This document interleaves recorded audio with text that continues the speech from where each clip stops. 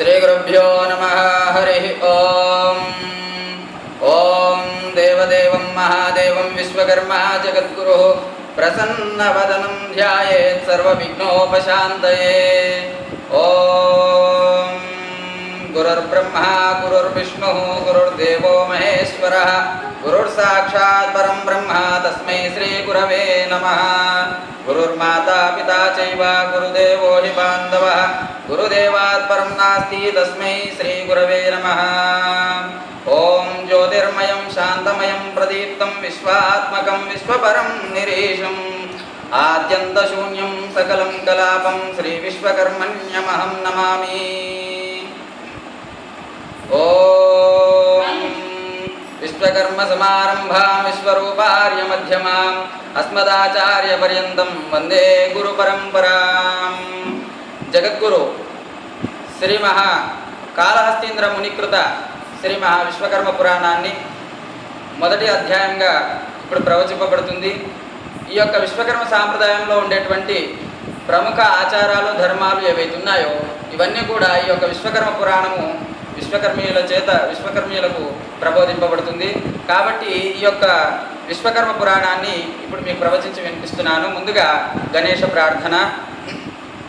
శ్రీకంఠతనయం వందే శ్రీకంఠో పరివారణం వికుంఠరతనం దేవం వైకుంఠాదిసురార్చితం.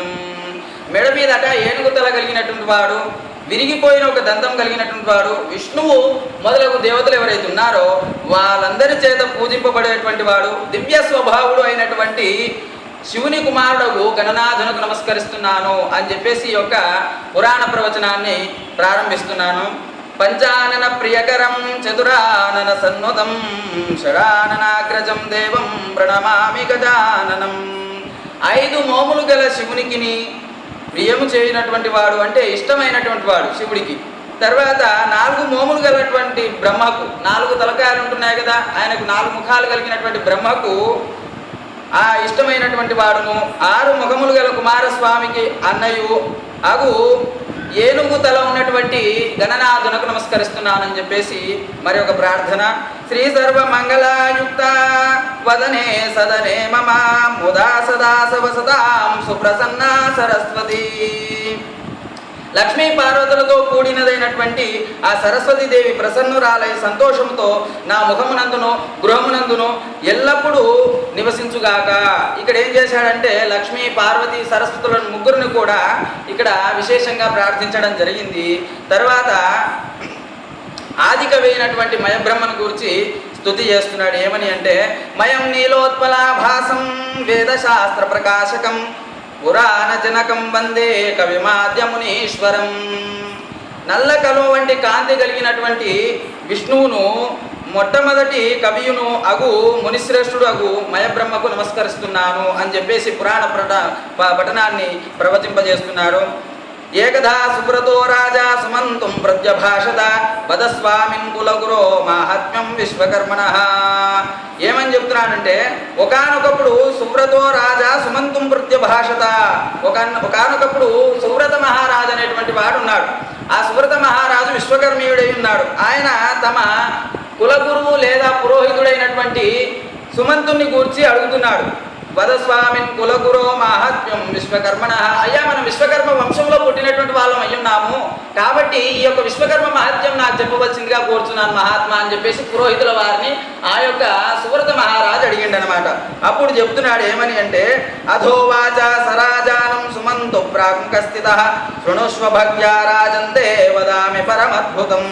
అప్పుడు ఆ సుమంతుడు చెప్తున్నాడు ఏమని, తూర్పు దిక్కునకు ఎదురుగా కూర్చుండి ఓ రాజా నీకు సర్వశ్రేష్టమకు ఒక అద్భుతం చెప్తాను, చక్కగా వినవయ్యా, సావధాన చిత్తుడవై వినవయ్యా అని చెప్పేసి ఈ విధంగా చెప్తున్నాడు.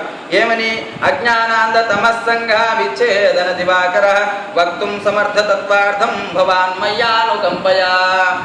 ఏమయ్యా సుబ్రత, అజ్ఞానం అనేటువంటి కారు చీకట్లను పోగొట్టుకుని సూర్యుడమైన ఓ గురువర్య నా ఎందలి కనికరంతో తాము తత్వార్థం ఉపదేశించవలసిందిగా కోరుతున్నాను. అయ్యా నాకు ఆ గొప్పదైనటువంటి జ్ఞానం ఏదైతే ఉందంటున్నావో విశ్వకర్మ గురించి, ఆ విశ్వకర్మ గురించి ఉండేటువంటి జ్ఞానాన్ని నాకు తెలియజేయవలసిందిగా కోరుతున్నాను అని చెప్పేసి అడుగుతున్నాడు అనమాట. ఎట్లా కూర్చొని తూర్పు దిక్కుగా కూర్చొని అడుగుతున్నాడు. దత్తం మయార్జితం ద్రవ్యం విప్రేభ్యశ్చైవ ధర్మతః వ్రతాస్య అన్యాని సర్వాణి శృత్యుక్తాని కృతాని చ. నాచే సంపాదించబడిన ధనమంతా బ్రహ్మవేత్తలకు తర్వాత ధర్మ ప్రసారంగా వసంగబడింది. నేను ఇన్ని రోజులు ఏవైతే సంపాదించినానో ఆ ధనమంతయు కూడా ధర్మవేత్తలకు ఇయ్యబడింది అని చెప్తున్నాడు. తర్వాత వేదమునందు చెప్పబడిన విశ్వకర్మ వ్రతము ఏదైతే ఉన్నాయో మొదలైనవి ఇవన్నీ కూడా నేను ఆచరించున్నాను అని చెప్పేస్తున్నాడు. తనను తాను గురించి చెప్పుకుంటున్నాడు అన్నమాట. ఈ విధంగా మమాజ్ఞాం శిరసా ధృత్వా, తర్వాత తన ప్రజ్ఞను చెప్తున్నాడు. తన మహత్యం ఎటువంటిది ఉందో దానంతా కూడా చెప్తున్నాడు. మమాజ్ఞాం శిరసా ధృత్వా భృత్యుభావేన భూభుజః ఉదయాస్తాద్రి మధ్యస్థ దేశభాగేషు సంస్థితాః. నా ఆజ్ఞ చేత ఉదయాద్రి నుంచి అస్తాద్రి వరకు గల ఎంతమంది రాజులైతే ఉన్నారో వాళ్ళంతా కూడా నా చేత పరిపాలింపబడినారయ్యా అని చెప్పి తన మహత్యం చెప్పుకుంటున్నాడు. ఎవరు? ఆ సువ్రత మహారాజు. తమ ఆజ్ఞను శిరసావహించి అందరూ పరిపాలన చేస్తున్నారట. అంటే అంత గొప్పనైనటువంటి వాడు. అక్కడ ఆసేతు హిమాచల పర్యంతం కూడా పరిపాలించాడంట. ఎవరు? ఈ యొక్క సువ్రత మహారాజు.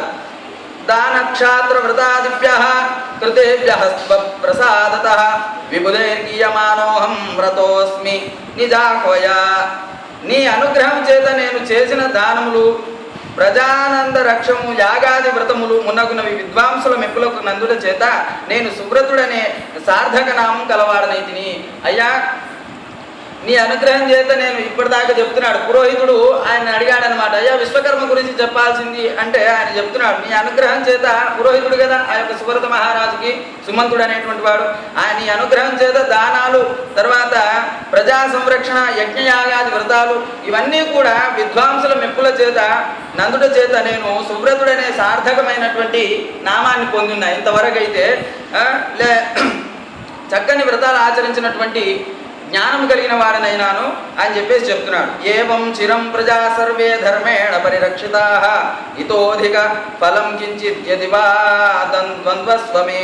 ఈ ప్రకారంగా చాలా కాలం నేను ప్రజలను పరిపాలించినయా, ధర్మరక్షణ చేసిన, ఇంతకంటే శ్రేష్టమైనది ఇప్పటి వరకు నేను అక్కడికి వెళ్ళి ఉదయాద్రి నుంచి అస్తాద్రి వరకు పరిపాలించిన, ఇంతకంటే ఏదైనా గొప్పనేదనేది ఏదైనా ఉంటే అది నాకు ఉపదేశించు అని చెప్పేసి భక్తితో అడుగుతున్నాడు అనమాట. ఎవరు? ఆ సుమంతుడిని అడుగుతున్నాడు సువ్రత మహారాజు. త్వయా పృష్టం మహారాజా శృణు భక్ష్యామి సువ్రత ఫలాని ధర్మాచరణాత్ భోగ సౌభాగ్య సంపదః భవంతి సర్వలోకాయ దేవస్త్రీ సంగమాయ చ నానావిధేభ్యో భోగేభ్యః సద్ధర్మాణి సువ్రత. ఏం చెప్తున్నాడు సుమంతుడు? అంటున్నాడు, ఓ సువ్రత మహారాజా, నీవు అడిగిన దాని గురించి చెప్తున్నాను వినవయ్యా. నువ్వేదైతే జ్ఞానం అడిగినావో దాని గురించి చెప్తున్నా. ఏమని? స్మృతుల యందు చెప్పబడిన ధర్మములు ఆచరించుట చేత ఏమేమి వస్తాయ్యా అంటే సుఖము, కీర్తి, సంపత్తులు వస్తాయి. వేదంలో శాస్త్రాల్లో ఏమేమి చెప్పిందో అవన్నీ ఆచరించడం వల్ల ఏమొస్తాయంటే సుఖం వస్తుంది, సంపద వస్తుంది, కీర్తి వస్తుంది. అంతేగాని అంతేగాక స్వర్గలోకంలో కేగుటకు, అక్కడ ఉండేటువంటి రంభాదులతో క్రీడించుటకు, అక్కడ ఉండేటువంటి వాళ్ళతో ఆడుటకు మాత్రమే పనికొస్తాయి ఈ సుఖాలు. ఇవన్నీ కూడా ఏవి వ్రతాలు, ఇవన్నీ ధర్మశాస్త్రాలు ఏవైతే చెప్పున్నారో ఇవన్నీ కూడా దేవలోకంలో ఉండేటువంటి వాళ్ళతో మనం క్రీడించడానికి వస్తాయి. ఈ భోగముల కోసమే అని చెప్పేసి చెప్తున్నాడు. పునరుత్పత్తి బీజాని రాగద్వేష భయాని చ కామమోహాదిపాశేభ్యో విముక్తాని నక్వచిత్. ఆ ధర్మములన్నీ పునర్జన్మ కలిగించినటువంటివే. ఈ జన్మలో మనం ఏవైతే వ్రతాలు అవి ఇవి పుణ్యకర్మాలు ఏవైతే చేస్తామో ఇవన్నీ కూడా వచ్చే జన్మలో మళ్ళా సుఖాలు అనుభవించడం కోసమే, తప్పితే మోక్షానికి మాత్రం పనికి రావయ్యా అని చెప్తున్నాడు. తర్వాత జన్మాంతరోప నిర్దిష్ట బలాఢ్యాని నరేశ్వర యోజిర్ధన్యాభరణార్జన సంరక్షణే సదా సంసార చక్రే సంస్థాప్య భ్రామయన్ సత్క్రియాఫలం సయదర్శయతి మోక్షస్య మార్గం కామేన వంచితః. ఓ రాజా, పుణ్యకర్మలు అనేటువంటివి ఎట్లా ఉంటాయి అంటే బంగారము, స్త్రీలు, నగలు మున్నగు వాటిని సంపాదించుటలోను, సంపాదించిన వాటిని రక్షించుటలోను మరొక జన్మమున ఫలము నొసంగునట్టివి. ఇవన్నీ ఎటువంటివి? ఈ పుణ్యకర్మలు అనేటువంటివి ఎటువంటివి అంటే ఈ జన్మలో సంపాదిస్తే మళ్ళీ వచ్చే జన్మలో మంచి స్త్రీని పొందవచ్చు, లేదా ఉన్నత కుటుంబంలో పుట్టవచ్చు, లేదా బంగారం అధిక ధనవంతుడిగా పుట్టవచ్చు. కానీ మోక్షం మాత్రం పొందలేవు. దేనివల్ల? ఈ శాస్త్రాలు, స్మృతులు వీటిలో ఏవైతే చెప్పినారో ఈ యొక్క ఆచరణలు, వ్రతాలు, పుణ్యకర్మలు ఏవైతే ఉన్నాయో వీటి వల్ల మాత్రం నువ్వేం చేస్తావయ్యా అంటే మళ్ళీ వచ్చే జన్మలో సుఖాలు పొందడం కోసమే, కానీ మోక్షము పొందేటువంటివి కాదు. యజ్ఞ దానాదులు ఫలములు నరులను సంసార చక్రమును పడవైచి త్రిపుచు పలు జన్మలను ఎత్తించుచు నశించునే కానీ మోక్ష మార్గం చూపదాలు. యజ్ఞం చేస్తున్నాం, యాగం చేస్తున్నాం, ఇవన్నీ ఎందుకోసం చేస్తున్నాం అంటే వచ్చే జన్మల సుఖం పొందడానికి తప్పితే మోక్షానికి. మోక్షానికి మాత్రం ఇవి ఉపయోగపడవు. కాబట్టి ఏం చెప్తున్నాడు, మోక్షానికి ఏం కావాలో దాన్ని అనుసరించవయ్యా నువ్వు అని చెప్పేసి చెప్తున్నాడు. ఎట్లా దాన్ని సాధించడం మోక్షాన్ని అంటే ఇక్కడ చెప్తున్నాడు, తదుపరి శ్లోకంలో చెప్తున్నాడు. మాయాజన్యమిమం లోకం మత్వా సద్గురు శిక్షయా యః కర్మ పాశ నిర్ముక్తో జ్ఞానం ప్రాప్య భవేత్ కృతి. ఎవడు సద్గురుని బోధ చేత ఈ లోకంలో మాయ యొక్క విలాసం మాత్రమే అని గ్రహించి బ్రహ్మజ్ఞానం నంది కర్మ పాశముల నుండి విముక్తుడగునో వాడే ధన్యుడు. ఈ గురువు యొక్క బోధ వినాలి మొదలు. గురుబోధ విన్న తర్వాత ఆ గురుబోధ ఈ లోకంలో ఉండేటువంటి మాయను వదిలిస్తుంది. అప్పుడు వాడు ధన్యుడవుతాడట. దేనివల్ల? గురువు చెప్పేటువంటి జ్ఞానం వల్ల ధన్యుడవుతాడు, ఇతరత్ర బోధల చేత కాదు. ఎవడు సద్గురుని బోధ చేత ఈ లోక మాయ యొక్క విలాసం మొత్తము క్షణమాత్రం అనేటువంటి విషయం ఎప్పుడైతే ఎరుగుతాడో అప్పుడే ఈ వాడు ధన్యుడవుతాడు అని చెప్తున్నాడు. సర్వమేషమయం విశ్వం విశ్వమేవ స ఈశ్వర. మరి భావం ఎట్లా ఉండాలి వాడికి? ఈ యొక్క దేవుడు అనేటువంటి గురువు అనేటువంటి బోధ ఎట్లా ఉండాలి అంటే సర్వమీశమయం విశ్వం, ఈ విశ్వమంతా ఈశ్వర స్వరూపమే, రెండవది లేదు. విశ్వమంతా ఈశ్వర స్వరూపమే, రెండవది లేనే లేదు. అభేద ఇది యో వేత్తి సజ్ఞాని గురు సూక్తిభి. ఆ రెండిటికి భేదం లేదని ఎవడు గురువాక్యముల చేత ఎరుగుతూ ఉంటాడో అతడే జ్ఞాని. విశ్వానికి ఈశ్వరునికి ఈ రెండిటికి భేదం లేదని ఎవడైతే తెలుసుకుంటాడో అటువంటి వాడే జ్ఞాని. సర్వోత్కృష్టం పరం జ్ఞానం జ్ఞానం త్రైలోక్య దుర్లభం. మరి జ్ఞానం ఎటువంటిదయ్యా అంటే చెప్తున్నాడు, సర్వోత్కృష్ట పరం జ్ఞానం, చాలా ఉన్నతమైందట జ్ఞానం. అన్నిటి విషయముల కంటే చాలా ప్రపంచముల కంటే గొప్పది.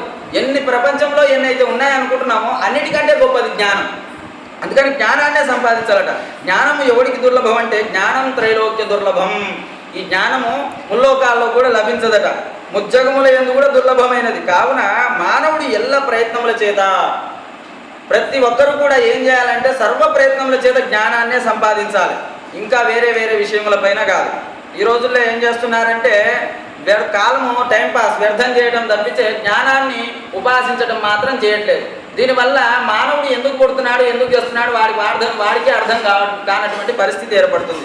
కాబట్టి ఇక్కడ చెప్తున్నాడు, ధర్మత సప్తదోదాన సత్కర్మ తీర్థ సేవనాథ్ క్రతుభ్యశ్చ వ్రతేభ్యశ్చ పరం జ్ఞానం పరంతప. ఓ రాజా, ధర్మముల కంటే, తపస్సుల కంటేను, దానాల కంటేను, కర్మల కంటేను, తీర్థ సేవల కంటేను, యజ్ఞముల కంటేను, వ్రతముల కంటేను జ్ఞానమే గొప్పది. ఇన్నిటికంటే కూడా జ్ఞానమే గొప్పది మొత్తానికి కూడా. ఏంటివి అంటే ధర్మానికంటే, తపస్సు కంటే, దానాల కంటే, కర్మల కంటే, వ్రతాల కంటే, తీర్థ సేవల కంటే, యజ్ఞ యాగాదుల కంటే, వ్రతాల కంటే కూడా కేవలం జ్ఞానం వల్లనే మనం మోక్షం పొందుతాము అని చెప్తున్నాడు. అందుకే తదుపరి శ్లోకంలో చెప్తున్నాడు, జ్ఞానాత్ కైవల్యమాప్నోతి. నువ్వు ఎందువల్ల మోక్షం పొందుతావయ్యా అంటే భక్తి జ్ఞాన వైరాగ్యాలు, ఈ మూడింటి వల్లనే నువ్వు మోక్షం పొందుతావు. కాబట్టి భక్తి ఉండాలి మొదలు, తదుపరి జ్ఞానం సంప్రాప్తిస్తుంది, జ్ఞానం వల్ల వైరాగ్యం వస్తుంది, వైరాగ్యం వల్ల మోక్షం సంప్రాప్తిస్తాడనమాట. అందుకని ముందు సంపాదించాల్సింది భక్తి జ్ఞాన వైరాగ్యాలు, వీటి వల్ల మాత్రమే మోక్షం సంప్రాప్తిస్తుంది. జ్ఞానాత్ కైవల్యమాప్నోతి నాణ్యత్ కర్మ విముక్తయే. అన్యత్ కర్మ విముక్తయే, ఇవి ముక్తిని కలిగించేటువంటి కావు. ఇతర విషయాలు, సినిమాలు చూస్తే, తర్వాత మాటలు వింటే, బాధకాన్ని కొడితే, ఇటువంటివి ఏవి కూడా ఇటువంటి ఏవి కూడా మోక్షాన్ని ప్రసాదించేటువంటివి కావు. కాబట్టి దేన్ని సంపాదించాలి, ఎల్లవేళలా దేన్ని సంపాదించాలి, ఒక గురువుని సంపాదించి వారి ద్వారా జ్ఞానం పొందాలి. ఆ యొక్క జ్ఞానమే సర్వోత్కృష్టమైనది, దానివల్ల మోక్షం సంప్రాప్తిస్తుంది. జ్ఞానము కంటేను ఇంకొక సాధనం ఏది లేదు. మొత్తం ఎల్లవేళల సర్వ ప్రయత్నముల చేత ఏం సంపాదించాలి అంటే ఒక జ్ఞానమే సంపాదించాలి. అఖండమగు ఆనందం అనున్నది జ్ఞానమునందు తప్ప ఇంకెక్కడా కూడా లేదు. అఖండ జ్ఞానం అన్నీ కాసేపే ఇవన్నీ ఉండేటువంటి సుఖాలు కానీ, ఆనందాలు కానీ, సినిమా చూస్తే కానీ, మిగతా టీవీ చూస్తే కానీ ఇవన్నీ ఎంతసేపు వస్తాయంటే కాసేపు మాత్రమే వస్తాయి. కానీ జ్ఞానం సంపాదిస్తే అది అఖండ జ్ఞానం, అఖండానందం అనమాట. అది బ్రహ్మానందం అంటారు. జ్ఞానమే బ్రహ్మమయం కాబట్టి అది అఖండానందం, అనంతంగా ఉంటుంది అని చెప్పేసి చెప్తున్నాడు. సర్వేషామపి ధర్మాణం పరం జ్ఞానం వివక్షసి. కథం బ్రహ్మన్మయా సాధ్యం తస్యోపకరణం వద. సర్వేషామపి ధర్మాణం పరం జ్ఞానం వివక్షితయ్య. అన్ని ధర్మాల్లోకెల్లా అన్నిటికంటే కూడా జ్ఞానమే శ్రేయస్కరమని చెప్తున్నావు కదా, మరి ఈ జ్ఞానాన్ని నేను ఎట్లా పొందాలి? మరి ఈ జ్ఞానం ఉత్తగానే రాదు కదా, మరి ఎట్లా నేను పొందాలి? దానికి ఏదైనా మార్గం చూపబోయా అని చెప్పేసి అంటున్నాడు. కథం బ్రహ్మన్మయా సాధ్యం, కథం ఎట్లా అయ్యా సాధ్యం, నాకు ఎట్లా సాధ్యపడుతుంది? ఆ జ్ఞానం పొందాలంటే నేను ఎట్లా సాధ్యపడుతుంది? తస్యోపకరణం వద, చెప్పయ్యా నాకు. తస్యోపకరణం ఏదైతే ఉందా, దానికి ఏదైనా ఉపకరణం